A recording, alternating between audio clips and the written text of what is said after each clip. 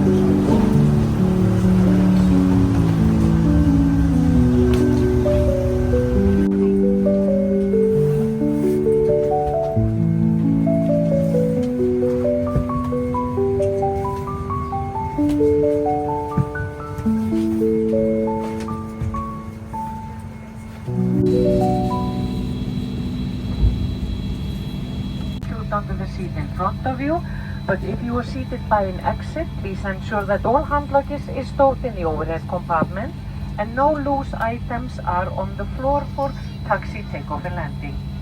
So please fasten your seatbelt and ensure that your seat back, footrest, armrest and tray table are in lock position and the window shades are open. The use of small electronic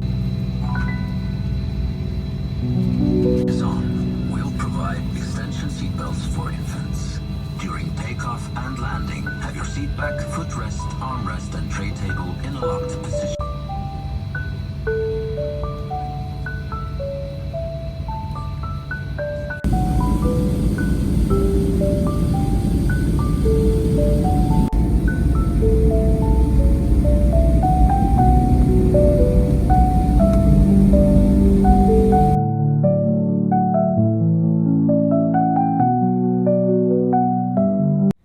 ഒരുപാട് നല്ല കാഴ്ചകളും മെമ്മറീസും ആയിരുന്നു Iceland ഞങ്ങൾക്ക് തന്നത്. ഇത് വളരെ ഭംഗിയുള്ള ഒരു സ്ഥലമാണ്. ഭംഗി എന്ന് പറഞ്ഞാൽ നമ്മൾ പല രാജ്യങ്ങളിലും കാണാൻ കഴിയാത്ത രീതിയിലുള്ള നേച്ചറിൻ്റെ ആ ഒരു ഭംഗിയായിരുന്നു ഇവിടെ. അപ്പോൾ അതെല്ലാം കണ്ടു കഴിഞ്ഞിട്ട് നമ്മൾ ഇപ്പോൾ ഈ ഫ്ലൈറ്റിൽ പോകുമ്പം ആ ആകാശത്ത് നിന്നുള്ള കാഴ്ചയെ നമുക്ക് ഇവിടെ കാണാൻ പറ്റുന്നുണ്ടായിരുന്നു. അപ്പോൾ അത് നമ്മൾ പ്രതീക്ഷിക്കാത്ത പല കാര്യങ്ങളും ആകാശത്തു നിന്ന് കണ്ടു. നമ്മൾ വോൾക്കാനോ കാണാൻ പറ്റി. അതേപോലെ വോൾക്കാനോ വന്നിട്ട് അതിന് ശേഷം ഉണ്ടായ ക്രേറ്റർ ഈ യാത്രയിൽ കാണാൻ പറ്റി. ഐസ്ലൻഡിലെ ഗീസേഴ്സ് ഇങ്ങനെ പലയിടത്തു നിന്നും ആ പുക ഇങ്ങനെ വന്നുകൊണ്ടിരിക്കുന്ന ഗീസേഴ്സ് കാണാൻ പറ്റി. ഇതെല്ലാം നമുക്ക് ഈ ആകാശയാത്രയിൽ കാണാൻ പറ്റിയായിരുന്നു. അതും ഒരു അനുഭവം തന്നെയായിരുന്നു. ഇപ്പോൾ ഇങ്ങനെ ഫ്ലൈറ്റിൻ്റെ വിൻഡോയിലൂടെ താഴോട്ട് നോക്കിയിരിക്കുക എന്നുള്ളൊരു രസകരമായ സംഭവമാണല്ലോ. അപ്പോൾ അങ്ങനെ നോക്കുമ്പോൾ ഇങ്ങനെ താഴെയുള്ള ഐസ്ലൻഡിനെ നമ്മൾ കാണുകയാണ്. ഐസ്ലൻഡിനോടൊരു ഗുഡ് ബൈ പറയുന്നതിന് മുന്നേ ലാസ്റ്റ് കുറേ കാഴ്ചകളാണിത് ഐസ്ലൻഡിൻ്റെത്. ഇങ്ങനെ പോകുമ്പം ഐസ്ലൻഡിൻ്റെ ആ താഴെയുള്ള കാഴ്ചകൾ, അപ്പോൾ ആ ഗർത്തങ്ങളൊക്കെ നമുക്കിതിൽ കാണാൻ പറ്റുന്നുണ്ട്. നിങ്ങൾക്ക് കാണാൻ കഴിയുന്നുണ്ടെന്ന് വിചാരിക്കുന്നു. ആ ദൂരെ കാണുന്നത് ആ ഗേസേഴ്സാണത്, ആ പുക വന്നുകൊണ്ടിരിക്കുന്നത്. ഇതിനിടയിൽ റോഡൊക്കെ കാണാൻ പോയിക്കൊണ്ടിരിക്കുന്നത് ഇങ്ങനെ പച്ച കളറിൽ. കൂടുതലും അത് മോസുകളാണ്. ഈ കാണുന്നത് ഒരു ഗർത്തമാണ്. ഇതൊരു ക്രേറ്റർ ക്രിയേറ്റ് ചെയ്യപ്പെട്ടതാണ് വോൾക്കാനോ കാരണം. പിന്നെ ആ ഭൂമി ഇങ്ങനെ പൊളർന്നിരിക്കുന്നതും ഒക്കെ ഇങ്ങനെ നമുക്ക് കാണാം ഇതിൽ. അവിടെ ആ ഗീസേഴ്സ് കാണാം. അതേപോലെ ആ വെള്ളത്തിൻ്റെ നിറവും വേറെയാണ്. ഒരു ടർക്കോയിസ് കളറാണ് ആ വാട്ടർ അവിടെ കാണുന്നത്. പിന്നെ ആ കാണുന്നത് ഒരു വോൾക്കാനോ ആണ്. അപ്പം ഇങ്ങനെയൊക്കെയാണ് ഐസ്ലൻഡിൻ്റെ ഒരു ഭൂപ്രകൃതി. ആ ഗീസേഴ്സ് നമുക്കിവിടെ ക്ലിയറായിട്ട് കാണാം. അപ്പോൾ അങ്ങനെ നമ്മളിതാ ഇവിടെ വെച്ചിട്ട് ഐസ്ലൻഡിനോട് വിട പറയുകയാണ്. നമ്മളവിടെ നിന്ന് കടലിലേക്കാണ്. അപ്പോൾ ഇനി ഇവിടെ നിന്നും സ്കോട്ട്ലൻഡ് അതിനെയൊക്കെ മുകളിലൂടെ പറന്നിട്ട് പാരീസിലെത്തും. അങ്ങനെയാണ് ഈ ഒരു യാത്ര പോകുന്നത്.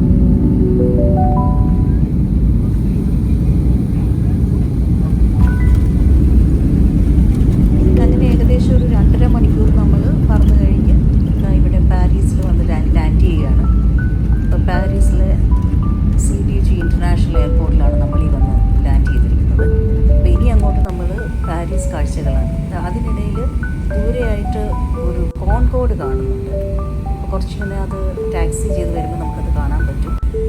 ഇവിടെയായിട്ടത് കാണാൻ കഴിയും. ഫ്രാൻസിൽ എയർ ഫ്രാൻസിൻ്റെ ഒരു പഴയ കോൺകോഡ് അവരവിടെ ഡിസ്പ്ലേയിൽ വെച്ചിട്ടുണ്ട്. അതിവിടെ നിന്നത് നല്ലൊരു കാഴ്ചയായിരുന്നു. അപ്പം ഇങ്ങനെ നമ്മൾ ലാൻഡ് ചെയ്ത് കഴിഞ്ഞിട്ട് ഇനിയിപ്പം ഇവിടെ നിന്ന് നമ്മളുടെ യാത്രകൾ ആരംഭിക്കുകയാണ് പാരീസിലൂടെയുള്ളത്. അപ്പോൾ ഇനിയുള്ള എപ്പിസോഡ്സിലൂടെ പാരീസ് യാത്രയിലെ കാഴ്ചകൾ ഞങ്ങൾ ഷെയർ ചെയ്യുന്നതായിരിക്കും. അപ്പോൾ എല്ലാ തവണയും നിങ്ങൾ സപ്പോർട്ട് ചെയ്യുന്നത് പോലെ ഞങ്ങളെ വീണ്ടും സപ്പോർട്ട് ചെയ്യുക. നല്ല നല്ല കാഴ്ചകൾ ഞങ്ങൾ കൊണ്ടുവരാൻ ശ്രമിക്കാം. അപ്പോൾ നിങ്ങൾക്ക് ഈ വീഡിയോ ഇഷ്ടമായെന്ന് വിചാരിക്കുന്നു.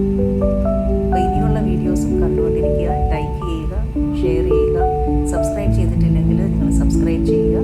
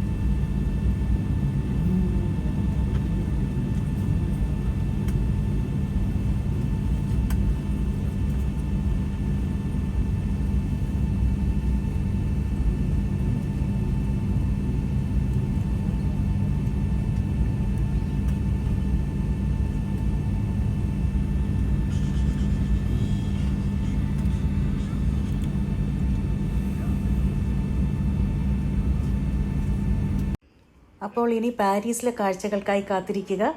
Thank you for watching.